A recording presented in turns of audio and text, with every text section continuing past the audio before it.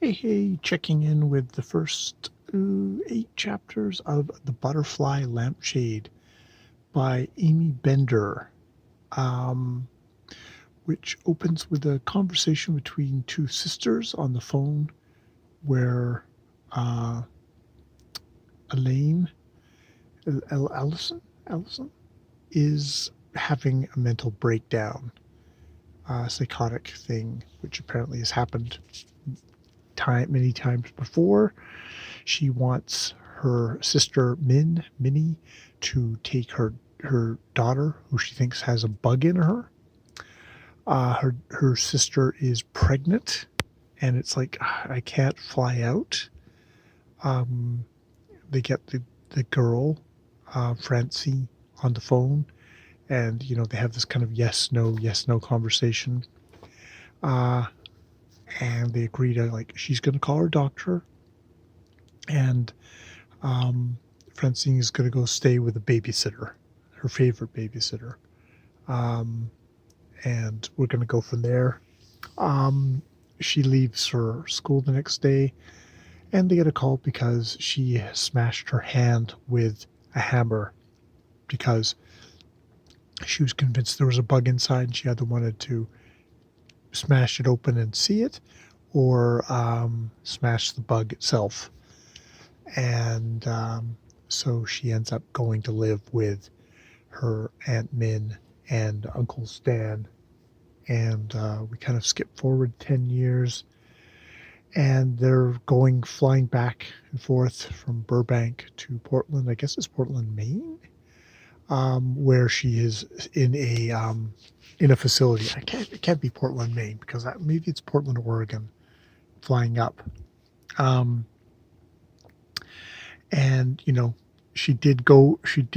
she was released for a little bit, but immediately went off her drugs and is back in the facility where they basically didn't want her to lose her space anyways. And Francine has actually come up to visit her on her own fly up, which is kind of a thing, because there was this whole thing of, as an 8-year-old, she didn't want to fly because she thought it was blur, and she didn't want to lose contact with reality. And indeed, she has a very much the thing of stillness, and of, like, she's like either has her own mental issues or is just sort of on the spectrum.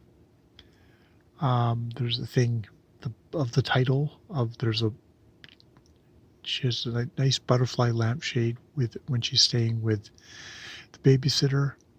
When she wakes up, she finds a butterfly in the water, and because she wants to keep it and she didn't have anything to keep it in, she drank the water, swallowing the butterfly in her. And she's going up now, 10 years later. She's going up to talk to her mom, because there's that, and there's a thing with a beetle that she wants to discuss with her mom, because she can't really discuss it with anyone else. She knows she brings it up to Aunt Min. Aunt Min's always looking for, like, when is her brain going to turn, kind of thing. Is the mental illness hereditary, kind of thing? And I mean, she seems like a very kind of detached, sort of on the spectrum girl. There's a thing of, stillness actually is her natural thing. And she's like playing a game of freeze or tag with the thing, and it's like, oh, you have to unfreeze her, and someone touches her, and it, quote, unfreezes her and brings her back to normal. But actually, normal is actually kind of the frozen thing, is being right up against the wall and feeling that the connection point between the wall and her nose, and finding herself in that delineation between the two. She likes to delineate, she says.